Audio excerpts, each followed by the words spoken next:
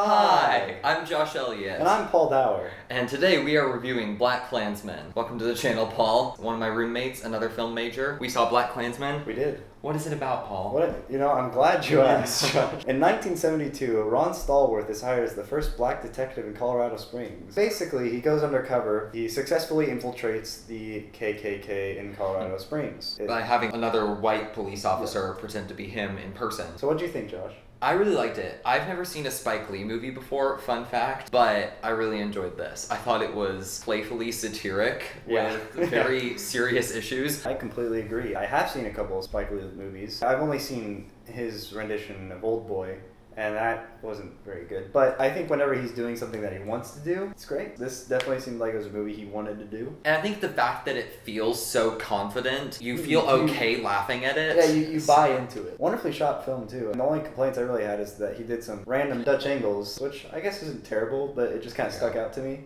And my complaint was the editing. Sometimes they would just have random moments where he'd replay the same thing twice from a different angle. Yeah. Or it would be like one sentence, but like every other word would cut to another angle, and they wouldn't even be like similar angles. It would be like a profile and then a super wide shot. It didn't feel like there was a reason for that. It just felt like artsy for the sake of artsy. Yeah, he kind of danced on the grave of the 180 rule for this movie. Even though it was tonally everywhere, it did feel weirdly tonally consistent. It was like everywhere, but like a focused everywhere. It knew when it needed to be dramatic, when it needed to be funny. That surprised me how dramatic it got at some points, because this is making fun of the KKK, but it's very aware that it's deeply rooted in this very serious issue. And it's still a problem. Something that I thought was really interesting was that they kind of showed both sides of the issue. The KKK members, they're definitely the villains, but not in the way you'd expect. They're not supposed to be violent. They just really hate them. There's a couple of nuts in the bunch, obviously. I mean, they're all nuts, but like most of them were not very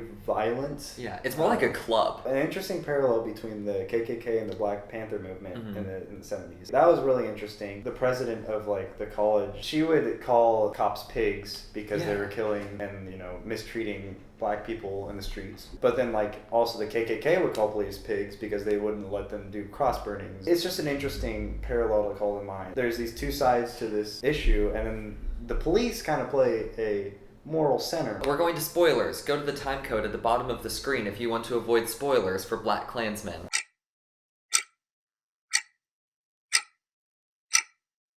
What I thought was so interesting about Patrice's character was that she and Ron Stallworth are in this relationship throughout the story, but once she finds out that she's a cop, she automatically turns against him. She's prejudiced against him because of his job, just like other people are prejudiced against her because of her race. In this odd way, she's kind of doing the exact same thing as the other side. Both sides were talking about a war was coming, revolution was coming. I read a little bit about the actual book, and that I don't think he mentions the Black Panther movement as much. I know Patrice wasn't a character at all. Very well written, believable. The Polaroid that he takes with David Duke actually does exist. Really? But he lost it. I didn't know David Duke was still alive.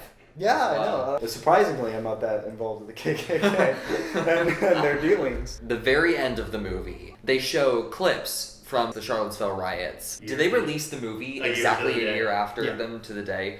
There are some powerful images. Yeah, that's definitely a way to end the movie. Yeah, I'll keep you thinking about it. It was a very, very solemn way to end the movie. Satirical as we've been playing it, this is a problem. Right. We haven't talked about the acting at all. No, we haven't. It doesn't stick out. Yeah, it doesn't stick out. It's not bad though. No, yeah, it's nothing just like they do their job. I thought the actor who played David Duke, I thought he was fantastic. Adam Driver. I liked him as well. Adam Driver has a very specific acting method. I feel like with the right roles that works though, and this role I thought it definitely worked. He was a little more energetic than usual as well. He was, trying to be an actual person.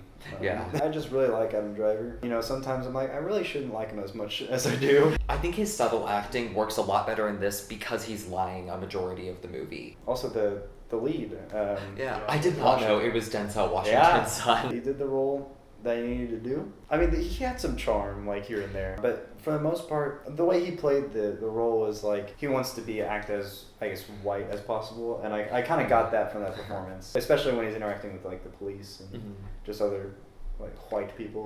White people. White. I felt like sometimes he was kind of a bystander in his own movie. Yeah, that's true. John David Washington really just gets most of the talking of the movie, whereas Adam Driver gets to do the cool stuff. Little nitpick that I have, neither of the two leads actually do anything to benefit the climax of the movie. The problem gets resolved because the wife of that guy in the KKK screws up. Would it have ended exactly the same if they hadn't been there? Is it cool if I come over, because I actually have a thought? Sure. This is our Dayton, our other roommate.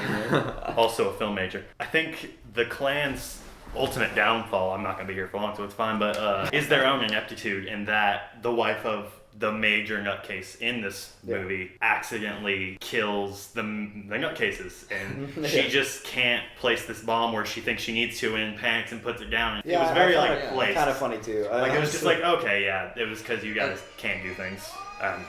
That's why I will not be here for long. Thank you, Dayton, for those wise words.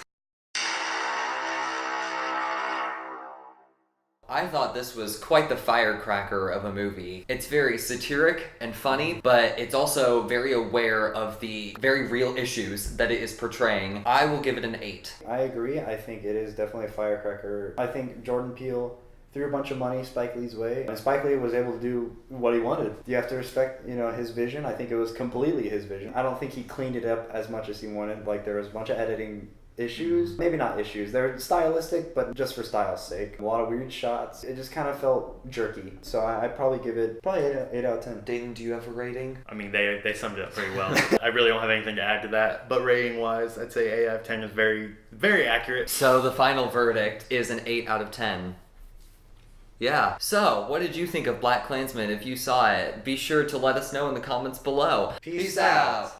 Hey guys, thanks for watching. Click here to subscribe, click here to watch our last video, follow our Instagram, link is in the description. Also, my Letterboxd account is in the description, follow me on that. If you haven't heard of Letterboxd, check it out. It's a great movie review site.